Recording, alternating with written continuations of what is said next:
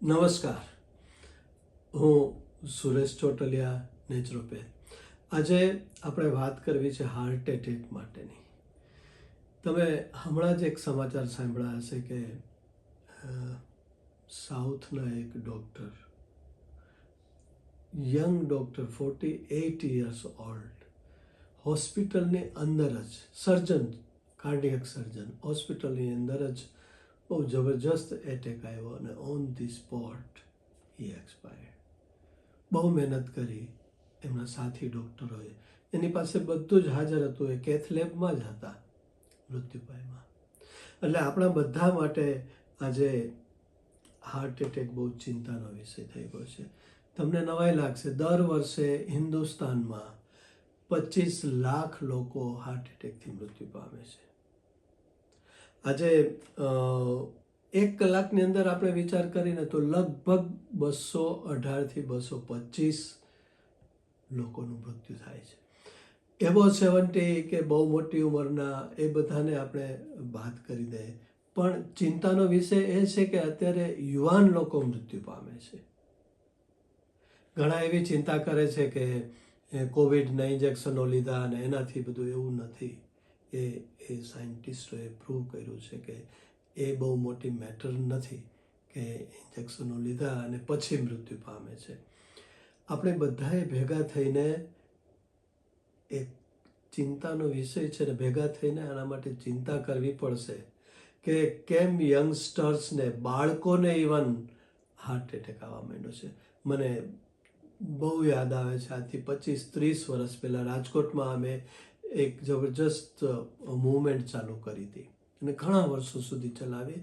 અમારે એક ધ્યાન, યોગાસન, પ્રાણાયામ શીખવતી સંસ્થા SSY, સિદ્ધ સમાધિ યોગ, એ દ્વારા પણ અમે આ પ્રોગ્રામ કરેલા, જેનું નામ અમે આપેલું હૃદય નારાયણની કથા. જેમ આપણે સત્યનારાયણની કથા કરીએ છીએ, એમ અમે હૃદય નારાયણની કથા કરતા હતા. અને એ કથા દરમિયાન 1 થી 1.5 કલાકની અંદર લોકોને અમે વિગતવાર સમજાવતા હતા કે હાર્ટ શું છે, કેવી રીતે ચાલે છે, એને આપણે કેવી રીતે સ્ટ્રેસ આપીએ છીએ, આપણે કેમ રોજ સવારથી સાંજ સુધી ઉઠીને રાત્રે સૂતી વખત સુધી કેમ હાર્ટ એટેક આવે, કેમ હાર્ટ એટેક આવે, એ જ પ્રયત્ન કરતા હોઈએ છીએ. તો આ 1.5-2 કલાક સુધી અમે લોકોને હાર્ટ એટેકથી કેમ બચવું એના વિશે અમે વિગતવાર માહિતી આપતા હતા. એને તો હું 25-30 વર્ષ પહેલાંની વાત કરું છું. અત્યારે આપણે જોઈએ છીએ કે ગરબીમાંથી રમીને આવીને એ લોકો મૃત્યુ પામે છે. ચાલુ ગરબાએ લોકો મૃત્યુ પામે છે. ચાલુ ગાડી ચલાવતા હોય અને એ લોકો મૃત્યુ પામે છે. કેટલાય ડૉક્ટરને આપણે મૃત્યુ પામેલા હાર્ટ એટેકથી એ જોઈએ છીએ ને સાંભળીએ છીએ. હવે સમાજ ઉપર, દેશ ઉપર આની બહુ જ સોશિયો ઇકોનોમિકલ આની અસર છે.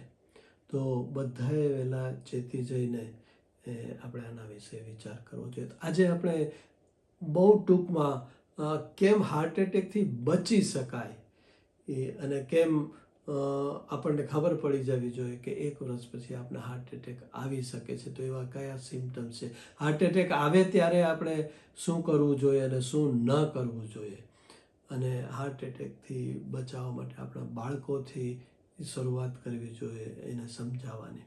તો આજે ચાલો હૃદય નારાયણની કથાનો થોડોક ટૂંકમાં હું તમને એનો એસન્સ આજે આપવા માગું છું. મિત્રો, છેલ્લે સુધી મારી સાથે જોડાજો અને મને ચોક્કસ ખાતરી છે કે આ તમે જે 15-20 મિનિટ મારી સાથે કાઢશો, એમાંથી કોઈને કોઈક મુદ્દો તો તમને સ્પર્શી જશે અને તમને તમારા હાર્ટને બચાવવા માટે નિમિત્ત બની જશે.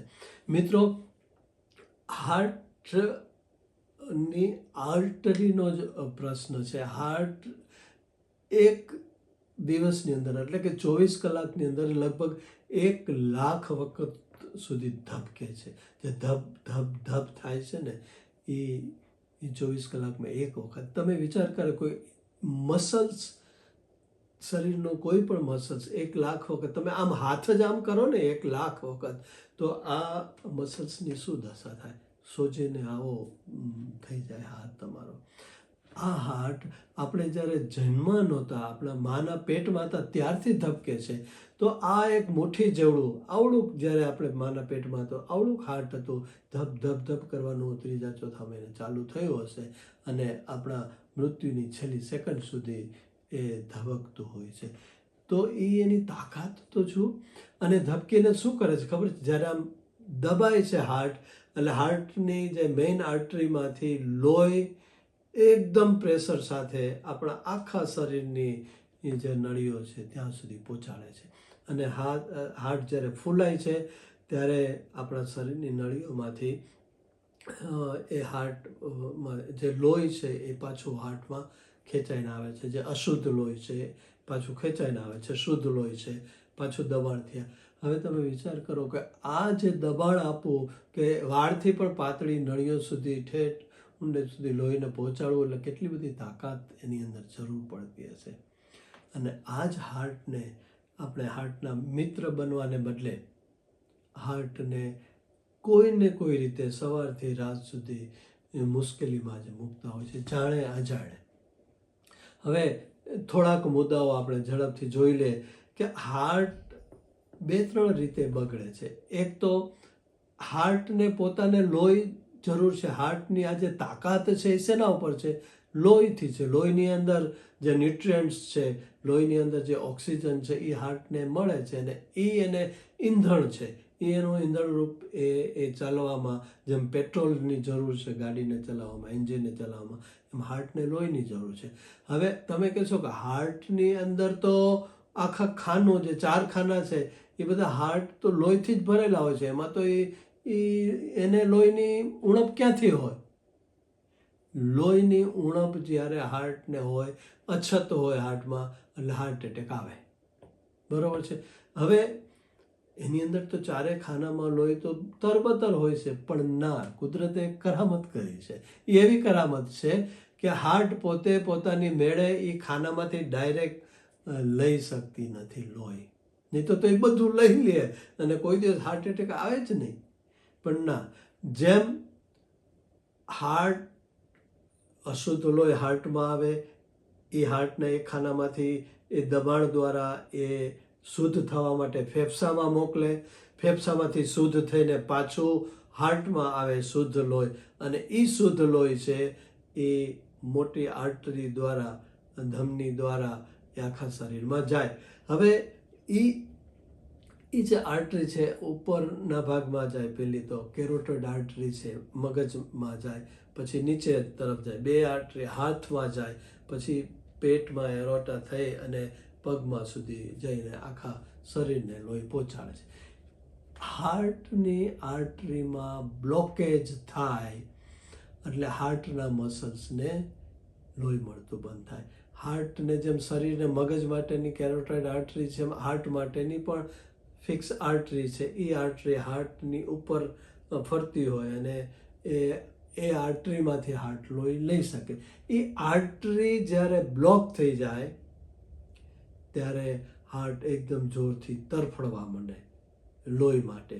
અને જો સમયસર એને સારવાર ન મળે તો જ્યાં બ્લોકેજ હોય એના પછીના ભાગમાં મસલ્સને લોહી ન મળે એટલે એના સેલ મરી જાય. એટલો હાર્ટનો ભાગ ડેડ થઈ જાય અને પરમેનન્ટ ડેડ થઈ જાય. પછી કોઈ જ એમાં કોઈ સિસ્ટમ એને રિવાઈવ નથી કરી શકતું. એટલે આને હાર્ટ એટેક કહેવાય. જો ઉપરના ભાગમાં જ બ્લોકેજ હોય અને મોટો એરિયા એ કવર કરતું હોય એ આર્ટરી, તો બહુ મોટો એટેક આવે અને વ્યક્તિ ઓન ધ સ્પોટ એક્સપાયર્ડ થઈ જાય. પરંતુ જો તમે અડધી-પોણી કલાકની અંદર જ પેશન્ટને સમયસર હોસ્પિટલાઇઝ કરો તો એ બચી જવાના બહુ મોટા ચાન્સીસ હોય છે. હવે પહેલું જ કારણ હાર્ટની આર્ટરીમાં બ્લોકેજ. બીજું કારણ છે હાર્ટ ફેલ થવાનું કે હાર્ટના મસલ્સ પોતે જ કોઈ પણ કારણોસર વીક થઈ જાય અને એ તાકાત ન કરી શકે, દબાણ ન ઊભું કરી શકે લોહીને શરીરમાં મોકલવા માટે. આ બીજું કારણ. ત્રીજું કારણ છે હાર્ટ જે ધબકે છે ને, જે ધબ ધબ ધબ થાય છે, એ હાર્ટની અંદર એક પોઈન્ટ છે, એ પોઈન્ટમાંથી ઇલેક્ટ્રિસિટી ઉત્પન્ન થાય અને વાયર દ્વારા હાર્ટના મસલ્સને મળે અને એ તાકાતથી એ ધબકારા ઉત્પન્ન કરે. એ જ્યારે ઇલેક્ટ્રિક કરંટમાં પણ કંઈક ગડબડ થાય તો પણ હાર્ટ બંધ થઈ જાય. અને તમે સાંભળ્યું હશે કે પેસમેકર મુકાયું. એનો મતલબ શું કે એક ડબ્બી મૂકે અને એ ડબ્બી છાતીમાં પોલાણના ભાગમાં હાર્ટ પાસે, અને એમાંથી 2 વાયર કાઢી અને જે પેલો પોઈન્ટ હોય છે કે જ્યાંથી ઇલેક્ટ્રિસિટી ઉત્પન્ન થાય, એ જ્યારે નબળું પડે, એ પૂરતા ઇલેક્ટ્રિસિટી ઉત્પન્ન ન કરે એટલે એ હાર્ટની નળીમાંથી એ વાયર ત્યાં સ્ક્રૂ કરી દે અને પછી એ ડબ્બીમાંથી કરંટ પસાર થયા કરે એટલે હાર્ટ પોતે ધબકવા માંડે. એ પેસમેકર એને કહે છે. અને આ પેસમેકર લગભગ 8-10 વર્ષ સુધી ચાલે, પછી એની બેટરી બદલાવી પડે.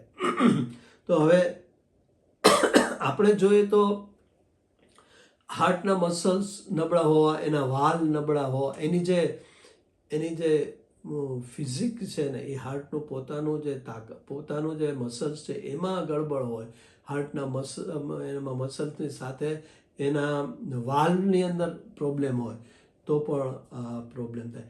પણ અત્યારે મોટા ભાગે એ બધા વાલ્વના પ્રોબ્લેમ ને બધા બહુ માઇનોર છે, બહુ ઓછા લોકોને હોય છે. કુદરતે જે માણસો આવો પંપ બનાવી જ નથી શક્યો, એ કુદરતે આ પંપ બનાવ્યો છે એટલે બનાવતી વખતે બહુ કાળજી લીધી છે કે એના વાલ જલ્દી ખરાબ ન થાય, એના મસલ્સ જલ્દી ખરાબ ન થાય. એની આર્ટરી કુદરતે પોળી સાઇઝની જ મૂકી દીધી કે ભાઈ ભગવાનને ખબર જ હશે કે આનો ખા કર્યા જ કરશે એટલે, અને આની આર્ટરી 15-17 વર્ષે બ્લોક થઈ જશે, એના બદલે લાવો એને થોડીક મોટી આર્ટરી આપો. હવે અત્યારે જે પ્રોબ્લેમ છે એ મોટા ભાગનો પ્રોબ્લેમ છે આપણે આર્ટરી બ્લોક થઈ જાય એનો છે. અને સૌથી વધારે એ જે પ્રોબ્લેમ છે એનું કારણ છે આપણું ફૂડ. આપણે એટલું બધું ખાઈએ છીએ ને કે ફેટ જમા થતી જાય, લીવરમાં ફેટ થાય, પેલા બ્લડમાં સેલમાં ફેટ આવે, પછી એમાં ન સમાય, દરેક સેલમાં ફેટ હોય, એમાં ન સમાય એટલે આપણા લોહીમાં ફેટ આવે, લોહીમાં ન સમાય એટલે પછી જમા થાય અને લીવરમાં આવે અને ફેટી લીવર થાય, આખા શરીરમાં ફેટ ધીમે ધીમે જમા થાય. તો અત્યારનો જે સૌથી મોટો આખી દુનિયાનો પ્રોબ્લેમ હોય તો આપણું જે અધોધરાપણું છે, આપણા શરીરની અંદર જે ચરબીઓ જામી જાય છે અને એ ચરબી આર્ટરીમાં જામે છે અને એ આર્ટરી ધીમે ધીમે બ્લોક થાય છે. હવે આ એથ્રોસ્ક્લેરોસિસ, આ જે હાર્ટની આર્ટરીનો જે આ રોગ છે, એ રોગ ખરેખર બાળક જન્મ લે ત્યારથી જ શરૂ થઈ જાય છે, પણ એ એટલી ધીમી ગતિએ આર્ટરીનું બ્લોકેજ થતું હોય છે કે એને વર્ષો લાગે. અને પહેલાંના જમાનામાં 50, 60, 70 વર્ષે એટેક આવતા હતા. હવે આજે આર્ટરી બ્લોક થવાની જે પ્રોસેસ છે બહુ ઝડપી બની ગઈ છે અને આમાં જ આપણે ચેતી જવાની જરૂર છે. આ પોઈન્ટ આપણા હાથમાં છે, આપણા કંટ્રોલમાં છે કે આપણે ધારી તો આમાંથી આપણે બચી શકીએ છીએ. તો નાનપણથી જ આપણે આપણા બાળકોને, જે આપણે કહીએ છીએ ને કે ખાધે પીધે સુખી બાળક છે, એટલે આ મોટા તંદુરસ્ત ને ગાલના ગટ્ટાવાળાના આમ હેલ્ધી બાળક હોય છે, આપણે એને ખવડાવ્યા જ કરીએ છીએ. માને એક જ ચિંતા હોય, બેટા ખાઈ લીધું, ખાઈ લે. વધારે પડતો ખોરાક આપણને મારી નાખે છે. દુનિયાની અંદર અકાળથી કે ઓછા અનાજથી માણસ નથી મરતા, એના કરતાં વધારે જાજુ ખાઈને માણસ મરે છે. આપણી જે ફેટના મોલેક્યુલ છે ને એને 5 ગણું લોહી જોઈએ છે. તમે વિચાર કરો તો હાર્ટને આપણા શરીરની અંદર 1 કિલો પણ વધારાની ચરબી હોય, એમાં પેટની ચરબી, એ હાર્ટ ઉપર બહુ જબરજસ્ત લોડ કરે છે, હાર્ટને વધારે ચાલવું પડે છે, બીપી વધી જાય છે આપણું. તો ખાસ આજે પહેલો મંત્ર આપણા જીવનમાં ઉતારવો હોય ને તો આ છે કે ઈટ લેસ. આપણા સમાજ ઉપર અબજો રૂપિયાનું જે ભારણ છે ને હોસ્પિટલ ઉપર, સરકારી હોસ્પિટલ ને પ્રાઇવેટ હોસ્પિટલ ઉપર અબજો રૂપિયા આપણા જાય છે. સ્ટેન્ટ મૂકો, બાયપાસ કરો, આ ટેસ્ટ કરો, ઓલો ટેસ્ટ કરો, ઇકો કરો, સ્ટ્રેસ ટેસ્ટ કરો, એ બધાની અંદર અબજો રૂપિયા જાય છે. અને આપણો અત્યારે હેલ્થ કેર સિસ્ટમ લગભગ એટલું બધું લોડેડ થઈ ગઈ છે કે વર્ષે વર્ષે આપણા જે ઇન્સ્યોરન્સના ચાર્જ છે એ વધતા જાય છે. અને એક બહુ મોટો ખર્ચો આપણી કમાણીનો ભાગ ઇન્સ્યોરન્સમાં જવા માંડ્યો છે. તો પહેલી જ જો આપણે બધાએ સાવચેત થઈ જવાની જરૂર છે, તો આપણો ખોરાક ઘટાડી દેવાની જરૂર છે. બિનજરૂરી ખા કરીએ છીએ, અંદર નાયખા જ કરીએ છીએ. તો એનો એક રસ્તો તમને શીખડાવું કે જો તમે ખૂબ જ ચાવીને ખાશો ને, આપણે ચાવતા જ નથી, તમે ભાત કે ઇડલી કે એવી વસ્તુ કોઈને ચાવતા જોયા છે? પોચી તો પોચારું જ, ખીચડીને ભાત કેવા છે? પોચારું જ, એને આપણે ચાવતા જ નથી. ખરેખર તો કાર્બોહાઈડ્રેટને મોઢામાં મમણાવાની જરૂર છે, ચાવવાની જરૂર છે, તો જ એનું પાચન મોઢામાં થાય છે કાર્બોહાઈડ્રેટનું.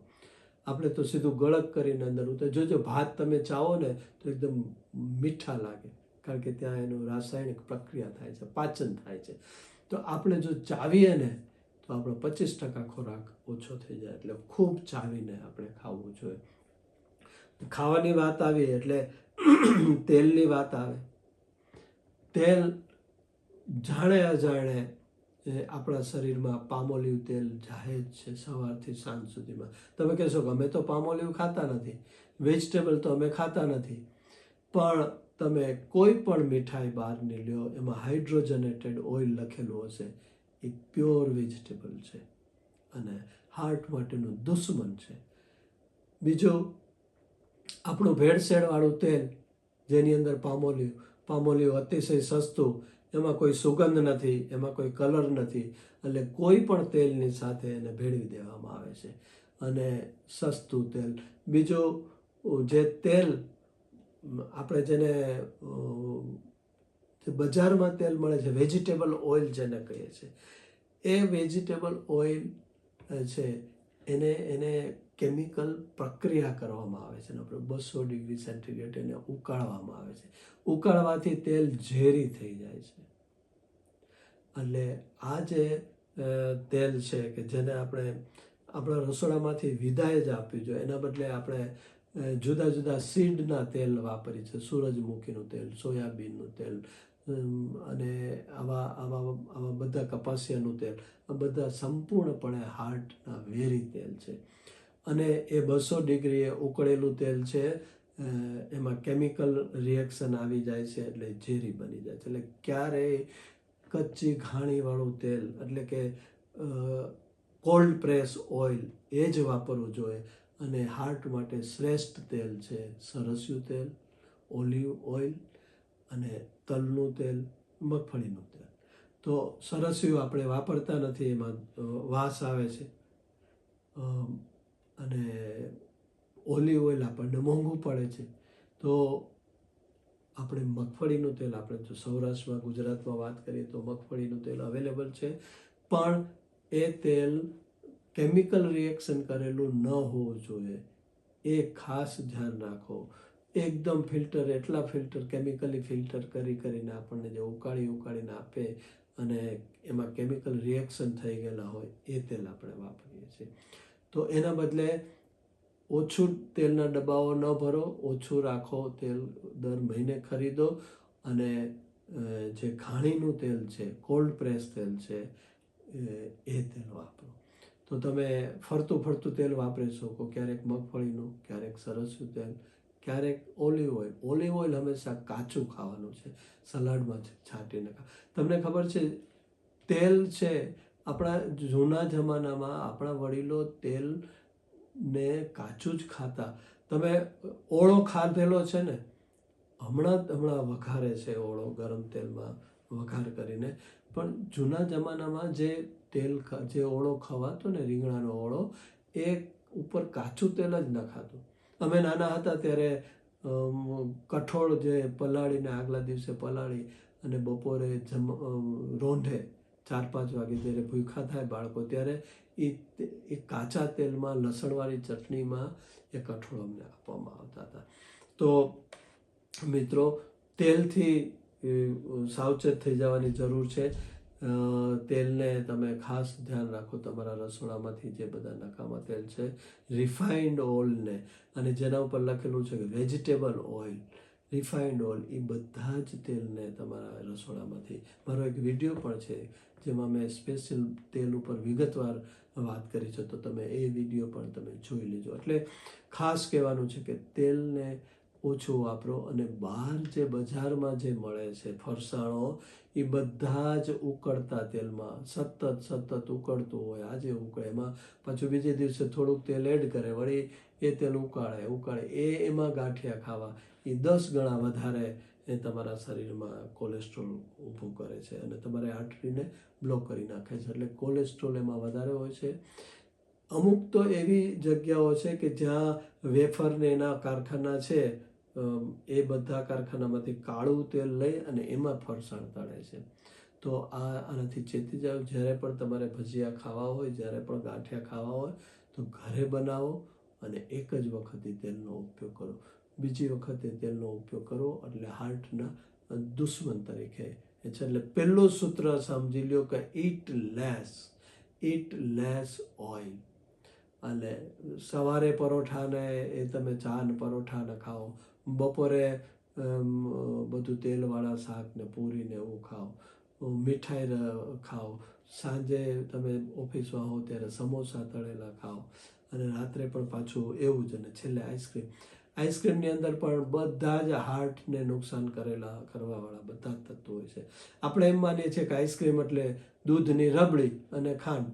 ના, આઈસ્ક્રીમની અંદર બીજા કેટલાય કેમિકલ્સ, વેજીટેબલ ઘી પણ નાખવામાં આવે છે, કેટલાય એવા ફેટ. અને આજે જોઈએ કે દૂધ તો કેટલું બધું બનાવટી અને બજારમાં આવી ગયું છે. પનીર તો બનાવટી, ચીઝ તો બનાવટી, આ બધા જ હાર્ટના વેરી છે.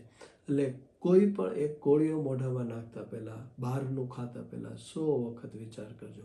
બધી જ જગ્યાએ પામોલિવ તેલના જ ફરસાણ, બધી જ હોટલોમાં, બધા જ રેસ્ટોરન્ટમાં. વચ્ચે તો સરકારે, આપણે ગવર્મેન્ટ એવું નક્કી કર્યું હતું કે બહાર લખો કે તમે પામોલિવ તેલ વાપરો છો, પણ એ બધું જ લખવાનું બધા જ ભૂલી ગયા છે. તમે જ સાવચેતીથી ચેતી જાઓ અને હાર્ટ એટેકથી બચો.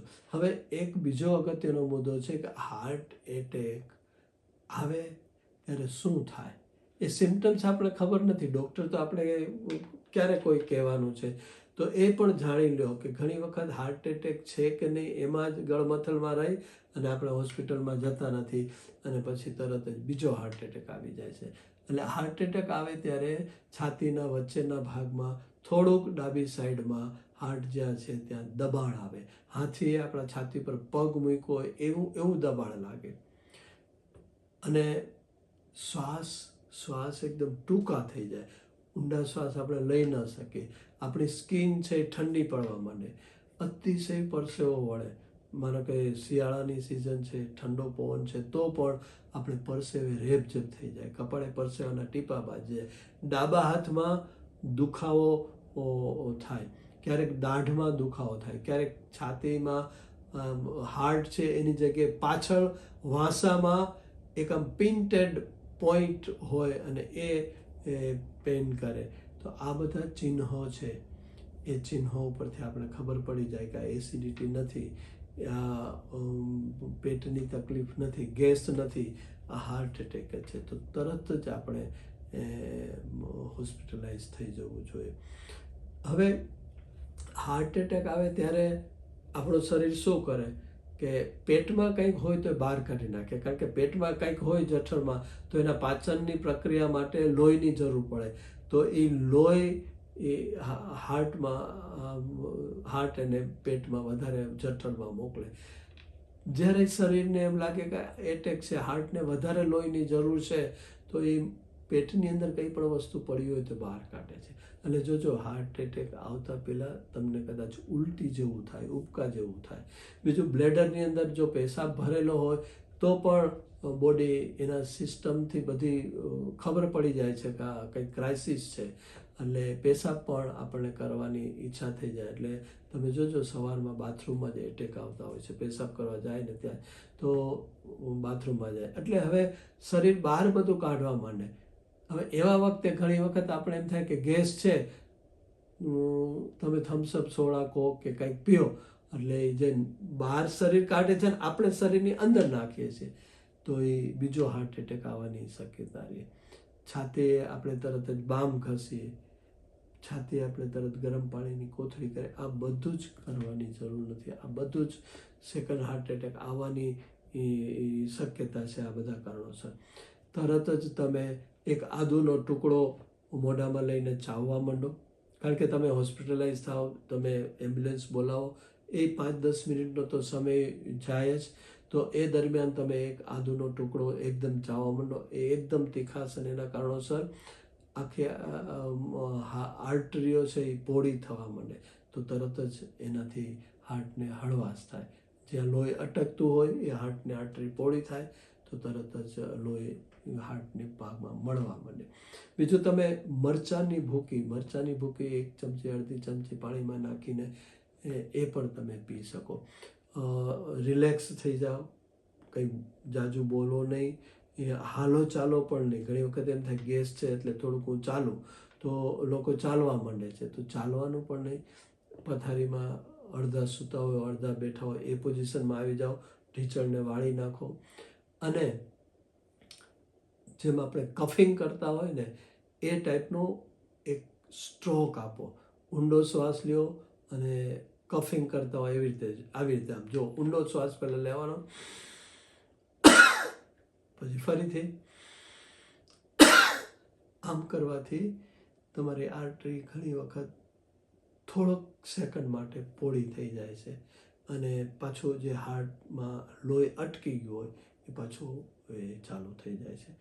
તો આ હાર્ટ એટેક વખતનો છે કે પરસેવો વળે, માથામાં દુખે, ડાબો હાથ દુખે, દાઢમાં દુખે અને છાતીમાં દુખાવો થાય, શ્વાસ ટૂંકા થઈ જાય અને એકદમ ગભરામણ થઈ જાય, તમે બોલી ન શકો એટલું.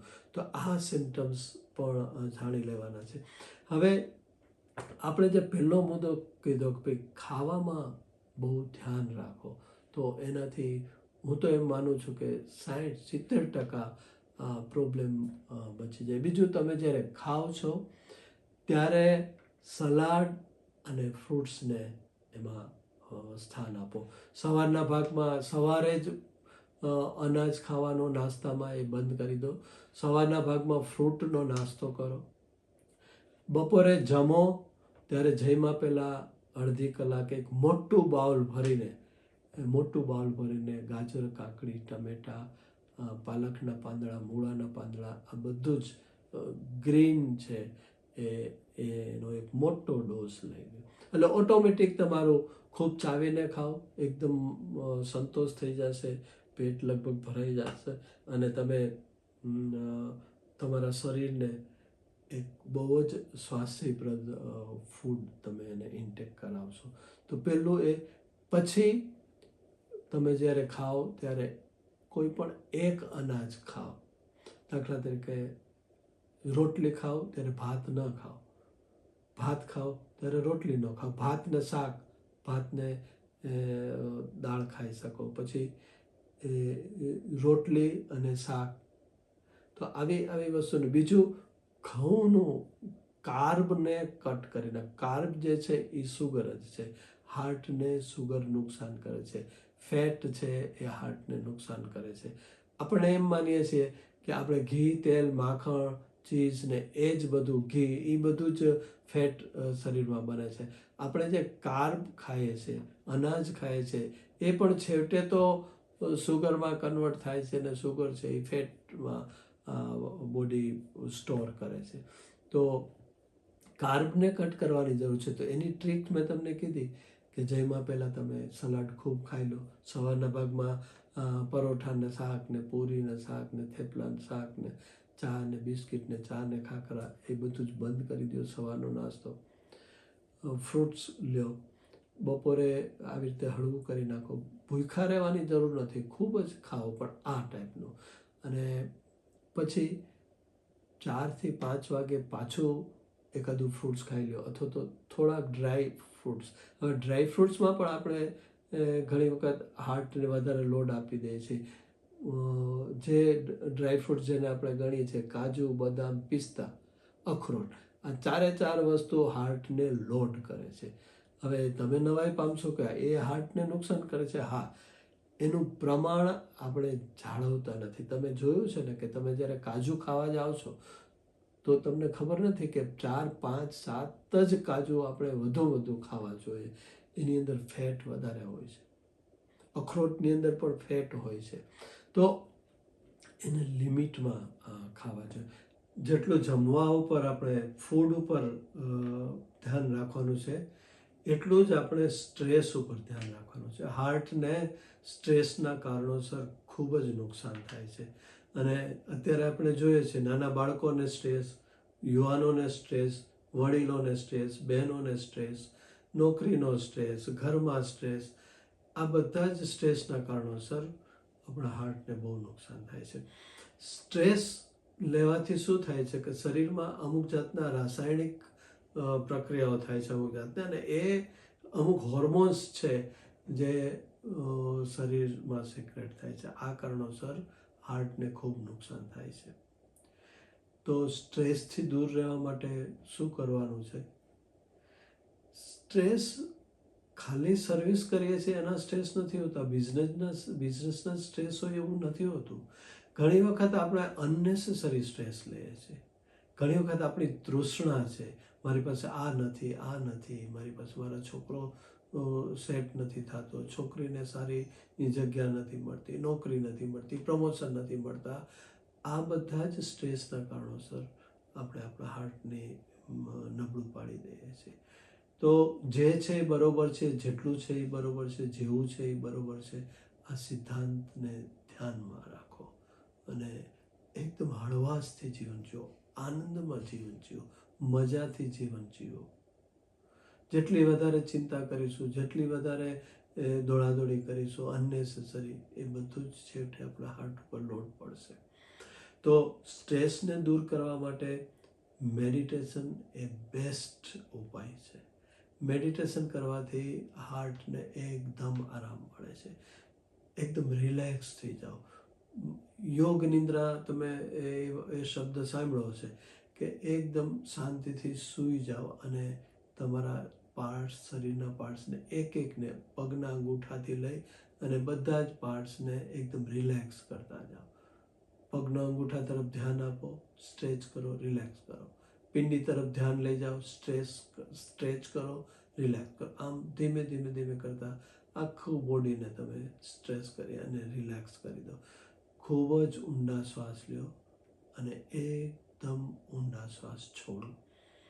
આ પ્રક્રિયાથી તમારા શરીરમાં પેરાસિન્થેટિક નર્વ સિસ્ટમ છે એ ચાલુ થાય છે અને એ એક્ટિવિટીના કારણે હાર્ટને એકદમ આરામ મળે છે.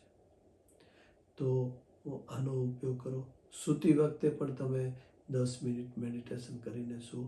ડીપ સ્લીપ આવે એના માટેના પૂરા પ્રયત્ન કરો. તમારા ગેજેટ્સ બંધ કરી દો 1 કલાક પહેલાં. ગરમ પાણીમાં પગ બોળીને સૂવો તો એનાથી પણ એકદમ ડીપ સ્લીપ આવશે. સાંજે વહેલા જમી લ્યો, એ કારણોસર પણ તમારી સ્લીપ એકદમ સારી થઈ જશે. સાંજે હળવું જમો. તો આ બધા જ વસ્તુઓ છે એક સાથે તમે એપ્લાય કરો. બીજું, અમારું એક સૂત્ર છે કે હાલો નકર હાયલા. હાર્ટને બચાવવું હોય ને એક જ સિદ્ધાંત તમારે સ્વીકારવો હોય તો એ ચાલવાનો છે. એવરી ડે વિધાઉટ ફેલ ચાલો. 10 મિનિટ શાંતિથી ચાલો, ત્યાર પછી 25 થી 30 મિનિટ એકદમ ફાસ્ટ ચાલો, પરસેવે રેબઝેબ થઈ જાય એવી રીતે, અને પછી 10 મિનિટ ફરીથી શાંતિથી.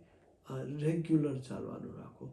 આના કારણોસર પણ તમે હાર્ટની કોઈ પણ તકલીફમાંથી બચી જઈ શકો છો.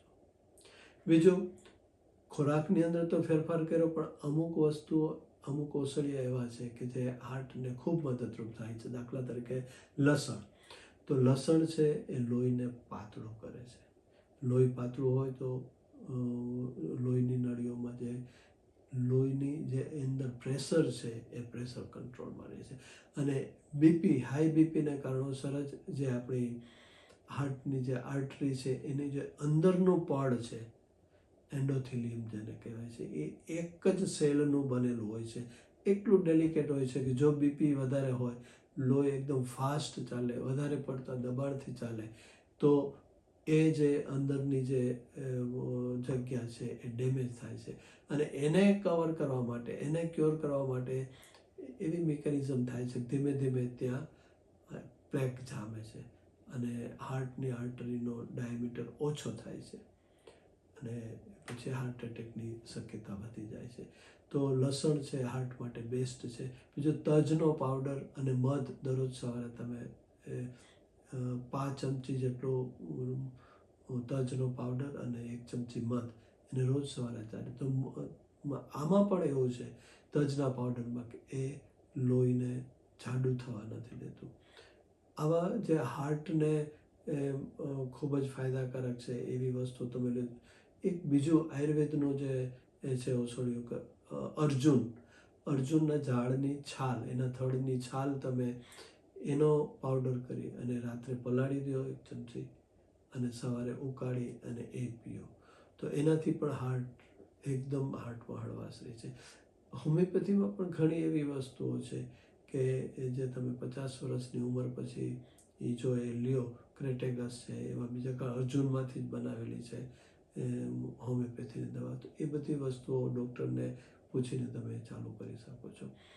તો મિત્રો, હાર્ટને બચાવવાની એ બહુ મોટી જરૂર છે આપણા સમાજ માટે, બધા માટે. તો ધ્યાન રાખો, ડાયાબિટીસ ન થાય એના માટે પણ તમે ધ્યાન રાખો. કારણ કે ડાયાબિટીસ હોય અને તમે જો અનટ્રીટેડ ડાયાબિટીસ હોય, તમે એને યોગ્ય ટ્રીટમેન્ટ ના આપો અને ખાવામાં ધ્યાન ના રાખો, તો ધીમે ધીમે હાર્ટ ઉપરના જે સેન્સર છે, પેઇનના સેન્સર, એ ખરાબ થઈ જાય છે અને હાર્ટ એટેક આવે ત્યારે તમને પેઇનનો અનુભવ નથી થતો. હાર્ટ એટેક આવે એટલે આપણને ખૂબ પેઇન થાય છે અને આપણે દવાખાને જઈએ છીએ અને બચી જઈએ છીએ. પણ જેને ડાયાબિટીસ હોય ને બહુ ભારે હોય, વર્ષો સુધી હોય, દવા ન લે, સમયસર ન લે, ખાવામાં ધ્યાન ન રાખે, તો એના જ્ઞાનતંતુ છે હાર્ટ ઉપરના એ એકદમ નબળા પડી જાય છે અને એને પેઇનનો અહેસાસ નથી થતો. એટલે ઊંઘમાં એટેક આવી જાય છે અને સાયલન્ટ એટેક કહેવાય. તો આ રીતે હાર્ટની એ કાળજી રાખો. ધ્યાન, પ્રાણાયામ, યોગાસનની મદદ લ્યો અને સાવચેત થઈ જાઓ. આજે તમે જે વાતો સાંભળી છે એ ઘણી ઉપયોગી તમારા માટે થઈ પડશે. વધુ ને વધુ લોકો સુધી પહોંચે એના માટે તમારે મારો આ વિડીયો બીજાને મોકલવો જોઈએ. વધુ ને વધુ લોકો સુધી પહોંચાડો. અને હા, મારી જે આ યુટ્યુબ ચેનલ છે એને હજી જો તમે સબસ્ક્રાઈબ ન કરી હોય તો સબસ્ક્રાઈબ કરો, પ્લીઝ સબસ્ક્રાઈબ કરો. અને આ ફરીને સાંભળીને એ તમારા જીવનમાં ઉતારો.